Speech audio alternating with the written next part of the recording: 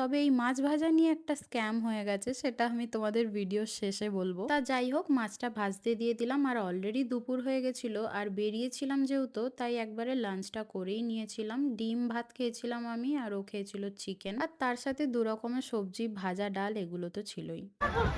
দুপুরবেলায় টানা ঘুম দিয়ে আমরা সন্ধ্যাবেলায় মার্কেটে এসেছি, মন্দারমণির মার্কেটে।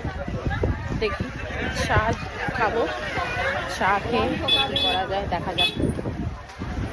আমাদের দুবেলা চা না হলে হয় না, এমনকি সারাদিনে কতবার যে চা খেয়ে নিই তার কোনো ঠিক ঠিকানা নেই। যাই হোক, সন্ধেবেলায় ঘুম থেকে উঠে চাটা ভীষণ দরকার ছিল, তাই একটু চা খেলাম। আর এই সন্ধেবেলাটা মন্দারমণিতে ওই যে মার্কেটটা আছে সেখানে গিয়ে একটু হাওয়া খেতেই ভালো লাগে। যাই হোক, ওখানে গিয়ে এই স্পাইরাল পটাটোটা দেখলাম, তো ওটা একটা নিয়েছিলাম। আর দেখো, বেশ ভালোই ভিড় ছিল, মার্কেটের ভিতরে বেশ ভিড় ছিল, আর আমার ভিড় একদমই পছন্দ না, তাই আমরা এইখানেই কিছুক্ষণ টাইম স্পেন্ড করলাম।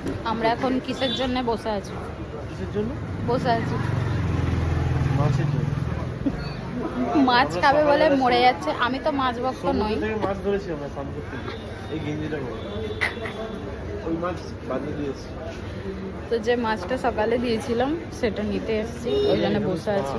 মাছটা নিয়ে আমরা চলে গিয়েছিলাম রুমে। আর এই দেখো মাছ ভাজার কি অবস্থা, আমি জানি না, আমাদের হয়তো জানা নেই মেবি, বাট আমি বুঝতে পারিনি যে এইখানে এইভাবে মাছটা ফ্রাই করে দেবে। আমি জানি পমফ্রেট ফ্রাই যেমন মশলা মাখিয়ে সুন্দর করে হয় সেইভাবেই দেবে, বাট এটা আমার একদমই খেতে ভালো লাগছিল না। ওর ভালো লেগেছে নর্মাল মাছ ভাজা যেমন হয় ঠিক তেমনই। এটা আবার কি, পুরো তো স্ক্যাম হয়ে গেল।